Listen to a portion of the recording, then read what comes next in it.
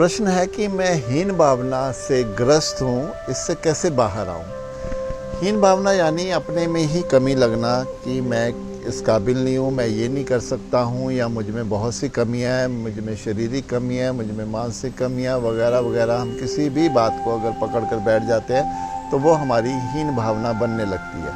हीन भावना की कोई ज़रूरत नहीं है, क्योंकि इस संसार में कोई भी परफेक्ट नहीं है, कोई भी एकदम से सही नहीं है। तो सब, और आपसे अगर कुछ गलतियाँ हुई हैं जिससे आपको लगता है कि आप हीन भावना के शिकार हो गए हो कि आप जो भी करते हो वो गलत ही हो जाता है। अक्सर लोगों को ये भी एक भ्रम ये जीवन में लेके चलते हैं कि मैं कुछ भी करता हूँ तो उससे गलतियाँ ही गलतियाँ होती हैं। तो आपको कह दूँ, गलतियाँ सबसे होती हैं, जो आपसे भी हुई हैं उससे सीख कर ही हमने आगे बढ़ना है। अब जो अगर आप शारीरिक स्तर पर अपने आप को देखते हैं तो जैसा भी शरीर हमें प्रकृति ने दिया है, हम उसको भी सुडौल बना सकते हैं, हम उसको भी आकर्षित बना सकते हैं। उसके लिए हमें एक्सरसाइज करनी पड़ेगी, हमें थोड़ा उस पर मेहनत करनी पड़ेगी।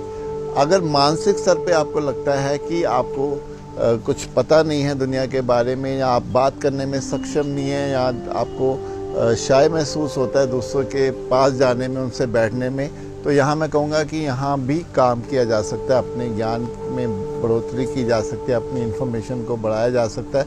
लेकिन ये हीन भावना से ग्रस्त होने की कोई ज़रूरत नहीं है। अपने आप को जैसे हो आप वैसे ही स्वीकार करके चलो। और अगर आपको लगता है कि मैं और किसी भी क्षेत्र में कि मैं सफलता नहीं हासिल कर सका संसार में, या मैं उतने पैसे नहीं कमा सका, तो टाइम तो किसी के लिए भी कभी ख़त्म नहीं हुआ है। कहीं से भी शुरुआत हो सकती है, कहीं से भी हम नई ऊर्जा को भरकर अपने में जो आत्मबल है, अपना आत्मसम्मान है, आत्मविश्वास है, वो इकट्ठा करके फिर से एक नई ज़िंदगी शुरू की जा सकती है, जहाँ से हमें जो गलतियाँ हमने अपने पिछले जीवन में करी हैं, जो फिर हमें दोबारा वो नहीं करनी है।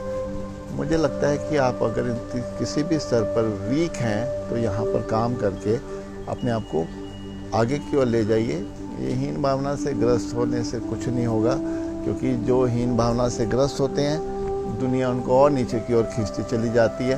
तो बेटर है कि बिना किसी की परवाह किए, बिना कोई तुलना के, बिना किसी से कोई बात किए अपनी शक्ति को पहचाने, ईश्वर पर विश्वास रख के चले कि जब आप जो अपनी सहायता खुद करते हैं, ईश्वर उन्हीं की सहायता करते हैं।